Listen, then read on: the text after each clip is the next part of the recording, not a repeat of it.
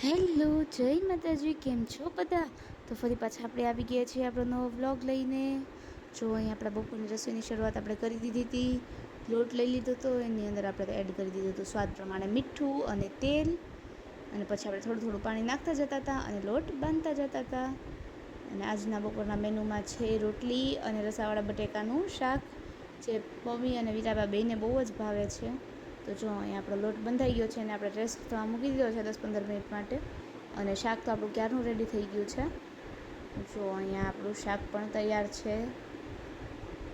અચ્છા, આપણું આજનું બપોરનું જમવાનું. પપ્પાને જમવાનું બહાર હતું, મારે નહોતું જમવું, એટલે બસ આટલું જ બનાવ્યું હતું. અને સાંજ પડતા જો બપોર આખી વાદળા જ રહ્યા હતા, સાંજ પડતા તો બહુ વધારે જ વાદળા થઈ ગયા હતા.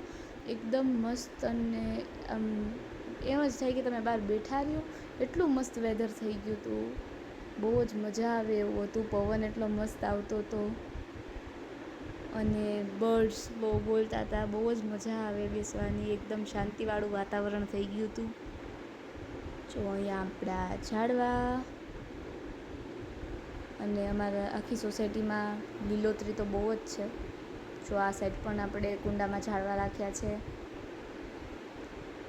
અમારે આખી સોસાયટીમાં ટ્રીઝ, પ્લાન્ટ્સ બધે બહુ બધા છે. બધાના ઘરની બહાર પણ એટલા છે, અને વચ્ચે વચ્ચે અમે આસોપાલવ પણ એટલા રાખેલા છે. જો આવું કંઈક વેધર હતું. વીરા બાબા ઊભા હતા વરસાદની રાહે, એને નાહવું હતું એટલે. અને જો આ છે આપણું ઘર. અને ફાઇનલી અડધી પોણી કલાકની રાહ જોયા પછી વરસાદ આવી ગયો છે. મેઘરાજા વરસી ગયા છે. અને વીરા ગઈ હતી નાહવા, અને જોડા જોડા મને પણ રહેતી ગઈ હતી. મને કે હાલ આપણે નાહીએ જઈને. તો મારે બીજા આંટીને એ લોકો પણ હતા બાર ફ્લેટના, અમે બધા નાહ્યા જોડે. બહુ જ મજા આવી. અને જો અમારે વરસાદ થાય એટલે કંઈક આવો વ્યૂ હોય છે એકદમ. જો અહીંયા સામે છે આપણે ફ્લેટ, 5 માળનો ફ્લેટ છે અમારી સોસાયટીમાં, અને 12 થી 14 ટેનામેન્ટ છે. અને જો વરસાદ આવે અને પછી તમને કાંઈ ગરમા ગરમ જમવાની ઈચ્છા ન થાય, એવું બને જ નહીં. તો એની માટે આપણે સાંજે બનાવતા હતા મસ્ત મજાનો રવાનો શીરો. જો એક સાઈડ આપણે ઘીની અંદર રવો નાખીને એ શેકતા હતા, અને એક સાઈડ ગેસમાં આપણે દૂધ લઈને એમાં સેજ એવું પાણી એડ કરી દીધું, અને પછી સ્વાદ પ્રમાણે ખાંડ નાખી દીધી, અને એને ઉકાળી દીધું હતું. એટલે હવે આપણો જો રવો શેકાઈ જાય એટલે એમાં આપણે ધીમે ધીમે આપણું દૂધ એડ કરીને આપણો શીરો બનાવી નાખીશું.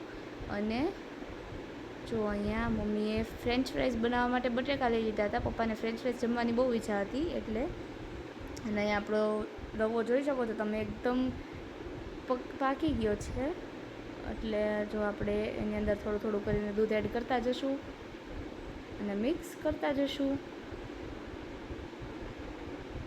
અને જો પછી રવો થોડું થોડું કરીને જેમ આપણે દૂધ એડ કરતા જઈએ એમ દૂધને ચૂસી લે છે, બધું પોતાની અંદર એબ્ઝોર્બ કરી લે છે. એટલે જેમ દૂધ અંદર જતું જાય, એબ્ઝોર્બ થતું જાય, એમ આપણે થોડું થોડું કરીને દૂધ એડ કરશું. અને જો અહીંયા મમ્મી ફ્રેન્ચ ફ્રાઈઝ કટ કરે છે મસ્ત મજાની. આવો કંઈક હતો આપણો સાંજનો નાસ્તો. જો અહીંયા પાછું સેજોલે દૂધ એબ્ઝોર્બ કરી દીધું એટલે આપણે પાછું થોડુંક એડ કરી દીધું. એમ કરી કરીને જેટલું દૂધ છે એ બધું આપણે એડ કરી દઈશું. જો દૂધ એબ્ઝોર્બ કરી લે એટલે આવો થીક એકદમ શીરો થઈ જાય છે. હજી એકદમ થીક થવા દેવાનો છે આને, અને કોન્સ્ટન્ટલી મિક્સ કરતા રહીશું. અને જો અહીંયા આપણો શીરો રેડી છે. ઉપરથી ડ્રાય ફ્રૂટ્સ એડ કરી દીધા છે, ને એ આપણે ભગવાનને ધરી દઈશું. અને જો એક સાઈડ અહીંયા ફ્રેન્ચ ફ્રાઈઝ તળાવવાનું પણ શરૂ થઈ ગયું છે. ફ્રેન્ચ ફ્રાઈઝ તળાય છે એક બાજુ, અને એક બાજુ શીરો થઈ ગયો હતો. તો એ હું ઉપર દેવા ગઈ હતી પપ્પાને, અને ભગવાનને મંદિરે ધરવા ગઈ હતી. તો પહેલાં ભગવાનજીને ધરી દીધો, પછી પપ્પાને આપ્યો, અને જોડે ફ્રેન્ચ ફ્રાઈઝ પણ એક પ્લેટ બની ગઈ હતી તો એ પપ્પાને ઉપર પહોંચાડી દીધી. પપ્પા ઉપર બેઠા હતા એટલે.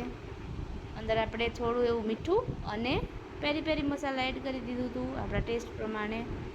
એમ કરતાં કરતાં જો આપણે જેટલી ફ્રેન્ચ ફ્રાઈઝ બનાવી હતી એ બધી આપણે કાઢી લઈએ છીએ તળી તળીને. અને શીરાની અંદર આપણે જે બ્લેક દ્રાક્ષ અને જે કિશમિશ આવે છે એ એડ કરી દીધી હતી, અને કાજુ બદામ એડ કરી દીધા હતા. બસ that's it for today's video. Please video ગમ્યો હોય તો લાઇક, શેર અને સબસ્ક્રાઈબ કરજો. Thanks for watching. જય માતાજી. બાય.